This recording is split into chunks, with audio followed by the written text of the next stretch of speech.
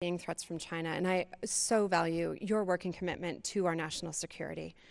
I'll tell you the thing that I want to get back to this. We cannot continue in an ongoing effort of global domination through warfare, and we have to have strong diplomatic ties and strong relationships with our allies. I'm concerned that we are living in a world right now where the United States is not seen as a leader when it comes to values, the way that we talk about human rights, the way that we address these rising conflicts all over the world. I'm very worried about our standing and continuing to be leaders, true leaders, on where we should be heading as a globe, right? Like truly standing up and saying, these are the core values of diplomacy, of working towards a more peaceful future. Congressman Stewart, 30 seconds response. You know, our current Secretary of State, Mike Pompeo, is a close friend of mine. We sat together on Intel. We've traveled together. There's no one that I trust more. General Mattis is the same. Again, John Bolton, National Security Advisor. We have an extraordinary team, Nikki Haley at the UN, and they are advocating for American values. And you're exactly right. We have to be able to advocate and to actually represent those values. If the United States doesn't lead, then Vladimir Putin will. President Xi will. But they'll lead us in a very, very different direction. Whether we like it or not, we have a responsibility to lead. I have great confidence in the team that I just described and their ability to do that. Let's go to social media. We've had some good response, and including in national security. This comes from Steve Ritchie. U.S. intelligence agencies, including the FBI, CIA, and National Security Agency, agree that Russia tried to undermine faith in the U.S. democratic process during the 2016 elections. Do you agree with this assessment, and what should be done to protect our elections? And this goes to Congressman Stewart. Yeah, absolutely. I agree with that. There's no question that they attempted to interfere. I was in Moscow in August, just before the election. When I came home, I tried shouting from the mountaintops. I said to everyone who would listen to me, every media who would give me an interview, they're going to mess in our election. That wasn't based on any specific piece of intelligence. There was some of that, but it was just based on common sense. Of course they're going to do that, just like they did in Europe.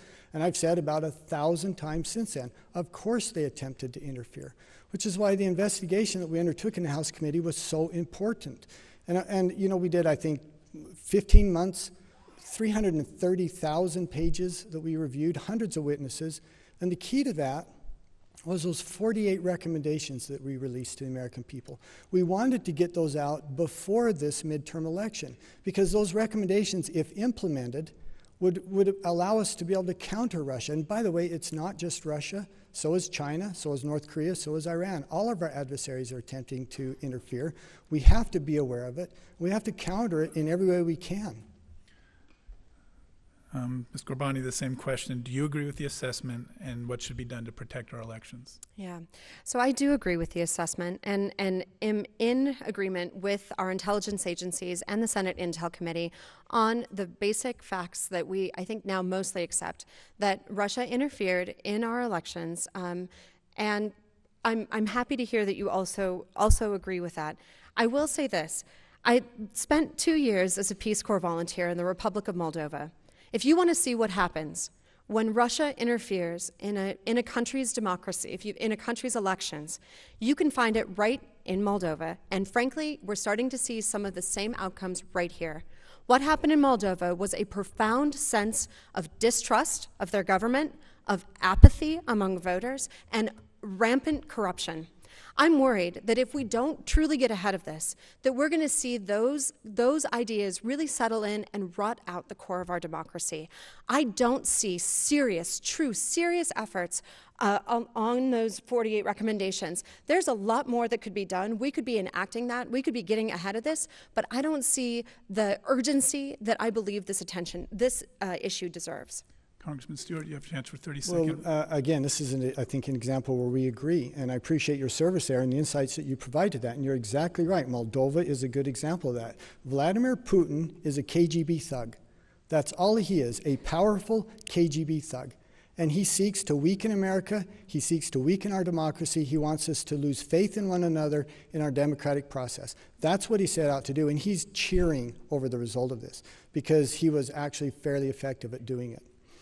You talk about the 48 recommendations. Again, I share your anxiety that they're not being implemented as quickly as they should.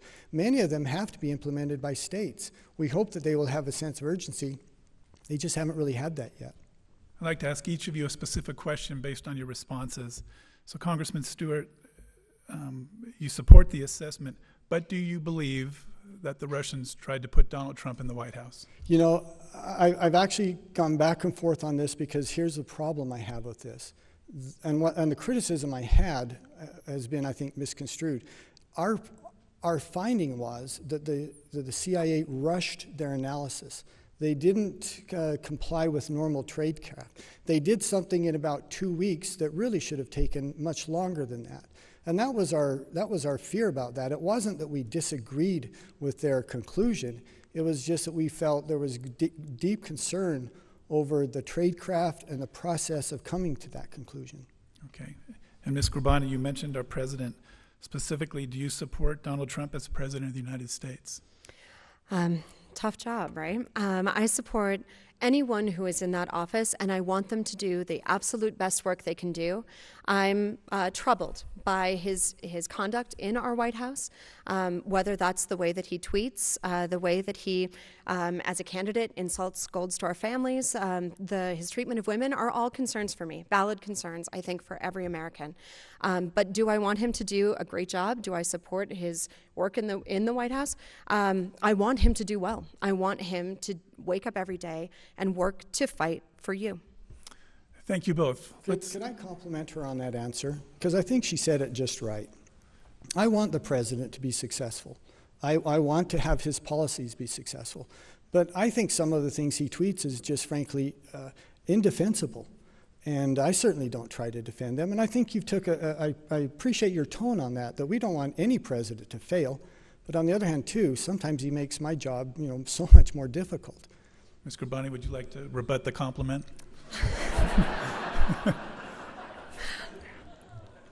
I will just say this. I am worried. I feel that our president works to expose those small things that we disagree on and exacerbate division in this country in a way that doesn't feel in concert with what I hear from you. I've personally knocked on hundreds of doors in this district. We've knocked on doors from Bountiful to Big Water. My team's knocked on over 35,000 doors. And there is so much that we agree on. And I'm distressed that we have a president that continues to fan the flames of division. And I can't understand why he's doing that to us. Thank you. Let's go back to social media. We just had a question come in. It's a tweet, but I don't think it's from the Commander-in-Chief. But we'll go for it. This is from the Women's Democratic Club. Would you support legislation that would require every future presidential candidate to release no less than 10 years of full tax returns before first primary season caucuses or elections? And I believe we're to Congressman Stewart first. I got to tell you, I haven't given that much thought. We've never required it in the past. I think there are some privacy concerns that we should be sensitive to. I don't know, many of us would feel, look, if you want to look at my tax returns, knock yourself out. They're fabulously boring and very simple. But there are others who would be very concerned about that. And I just think we would want to be thoughtful whether we would violate someone's privacy to that by require that to run for office. And that's the thing. The Constitution lays out what is required for someone to run for office. You're actually requiring that we would amend the Constitution and say, nope, that's not enough. You have to do more. And if we're going to do that, then I think we need to do it very thoughtfully. Ms. Grabani, would you require it? Would I require it? I would definitely be open to that, because I think what this question is really getting to is the idea of, do people have a conflict of interest when it comes to the way that they've made their money, the way that they've earned their money, the way they spend their money, and their role in in that elected office. So that's what I think this is really getting at. It's getting at understanding, is this person working on behalf of everyday American people, or is this person in our White House to benefit themselves? And I think that's a fair question. Thank you. Let's move to immigration. For Ms. Grabani first. Is America's immigration policy broken? And that might be an easy answer. The second half of the question is, if so, how will you fix it? Yeah. Clearly, our immigration policy is broken. Again, this is an issue that I've heard on your doorsteps. You've shared with me your own stories, your own family's migration stories coming to this country and to this state. I understand that we need to do a few things that I think we could get a lot of consensus on right away. One is making sure that we have a pathway to citizenship for Dreamers. They have done everything that we have asked them to do. They are Americans that are waiting for our Congress to take action. I am ready to take that action. I'll tell you another thing that I think we could be doing is really looking at matching the needs of employers and those people who are already here, filling jobs that employers need, and finding a way for them to come out of the shadows and come into a pathway, whether that's to a legal status or citizenship, I think are really important issues. I believe that we need to work on, of course, smart border security. Having secure borders is something that is important to me. But we need a compassionate and humane system that doesn't believe that locking children in cages is ever a reasonable answer. Congressman Stewart.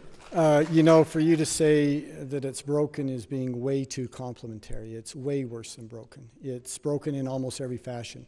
And, you know, I'm proud of a position I took when I first ran, because it was actually controversial at the time, but it's where most people have come. And what it depends on is two different things. One is you have to have border security. And by that, I don't mean a physical wall. It'd be silly to think we're going to build a 2,000-mile physical wall. There's no need for that. Some places there'd be a wall, a lot of places it's just sensors. But how in the world could anyone argue against knowing who's entering our country? But the second thing is the Dreamers. Once again, I know these young people. I worked with some of them in the military. Some of them came here as infants. They have no country to go back to. And although I wouldn't support citizenship at the sweep of a president's pen, I've always supported giving them legal status. That's why I co-sponsored the Enlist Act. That's why I co-sponsored the DREAM Act and a few others as well. And I want to comment quickly on this thing about the family separations. There's this famous picture of a child in a cage, and President Trump was blamed for it. And we found out that was taken when President Obama was in office. It was in 2014. It's a policy that, regardless of the president, it's an outrageous policy. We should do better than that, which is why Congress allowed them to have a waiver on the requirement that the courts had mandated that they separate these families, and why I have voted through the Appropriations Committee for hundreds of millions of dollars of increased appropriations to build family detention centers so that we can keep these families together. That doesn't mean when you come to the border, if you have children with you, you're going to get access. That would be outrageous as well. But we can treat those that are there humanely. We're running very short on time, and I want to give Weston a chance to ask your question about student loans. So the student loan ombudsman resigned abruptly, citing that the Bureau had, quote, served the wishes of the most powerful financial companies in America. If elected, what approach would you take to help alleviate the burden of student loans on Americans? And I believe it's Congressman Stewart. Oh my gosh, I have strong views on this because I got 6 kids. One of them's a doctor. I won't say how much his student loans are, but it's incredible. A couple lawyers. I got a kid in Boston right now. He's going to have incredible student loans. And the problem was under the previous administration, under President Obama, we took competition out of this. We federalized it. So you've got kids that are paying, like my son, 9% for his student loans to go to medical school at a time when interest rates are near 0. That's insane. Why in the world? How do you justify that? And the answer is very simple. You've got to reintroduce competition back into the market. You got to take the federal government out of this and let other companies, like we did for generations before, allow them to provide student loans. If you do that, my sons would be paying 3% and 4% instead of 9%. The federal government took responsibility for this and messed it up. We need to take it back. Ms. Grabani, how would you help the students here? Yeah, so I certainly support lowering our federal interest rate for student loans, so making sure that that is the lowest number possible. Before I was a Utahn, I was a North Dakotan, and through the State Bank of North Dakota, I was able to get student loans for my undergraduate at 1.8 and 2%. So that's a huge difference. Right? That makes a huge difference to families, to young people who are coming out of college that are trying to buy that first home or thinking about what job they want to do. So the concern that I have about saying the market will take care of this again, like if we allow competition, is that what we saw were many students got fleeced by lenders. They had ever increasing interest rates. They were absolutely driven to bankruptcy. And then, of course, the thing is with student loans, right? You still keep that debt. So I think that there's a real serious concern here about saying that if we just turn it over to the market, that will fix it. That's not really been what history has shown us on this issue. And I do think that we could do anything possible to drive down that federal student loan interest rate would be a really good place to start. Let me go to our final question. We only have about 20 seconds for you to respond to this. Do you support Proposition 2, Utah's medical marijuana initiative? Congressman Stewart. It's a state issue, so what I think really shouldn't matter. Constituents live in the state. I support the medicinal marijuana. I have family members who have been truly blessed by the ability to have access to medicinal marijuana. My problem with Prop 2 is I'm not sure it's thorough or well thought through. It's not that I object to medicinal marijuana. It's I object to some of the language of the prop that I think is overly broad. Ms. Gorbani. Yeah, so I support two. So there are two pieces of this. One is the ballot initiative process itself. People went through the process. They collected the signatures. Those signatures were verified. And I think at this point, Utahns deserve the right to vote on this issue.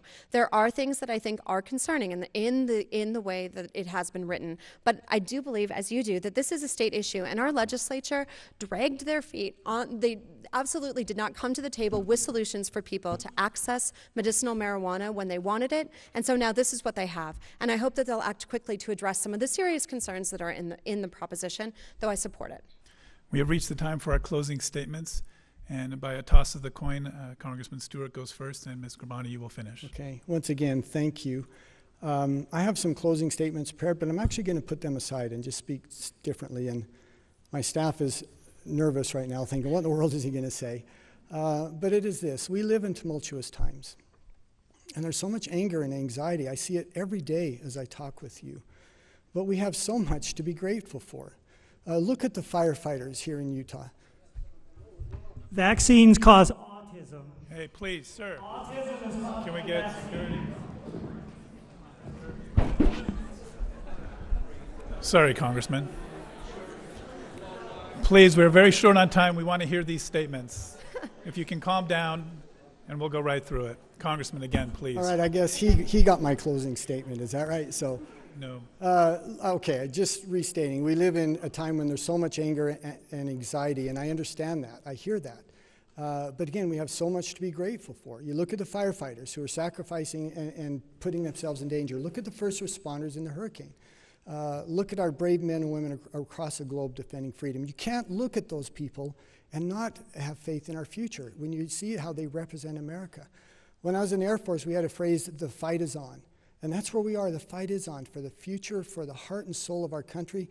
But we get to fight when it really matters. Each of us can make a difference. We all have a role to play. That's why I'm asking for your support. Let me keep fighting for you. Let me keep fighting for our country. God bless you. God bless the United States of America. Thank you, Congressman. Ms. Gorbani, Yes. quickly, please. So there are many things that Mr. Stewart said that I agree with, but one thing that I think is fundamentally different is a way that we see the world is different. I believe that we are united on so much more than on that divides us. And I think what we're asking ourselves with this election is, can we do better? Can we rethink the way that we currently think about our lives, about the challenges that we face? And you know, I'm concerned that we are living in a place where we have a person in our White House that really doesn't reflect the very best of who we are, the very best of this country. I know that we can do better. And you know, I invite you to join me to work towards this future, one that is beyond partisanship, one where we are working together and rising to meet the complex challenges that we face as Utahns, as Americans. I want to reiterate, I am certain there is more, far, far more that unites us than divides us. I want to make sure that you're registered to vote at your current address. Please engage in your democracy. Vote this year and know that I will stand with you. I'm standing here for my communities, my community. I'm standing here for your communities, and I will work on behalf of everyday Utahns. Thank you. My thanks to Congress.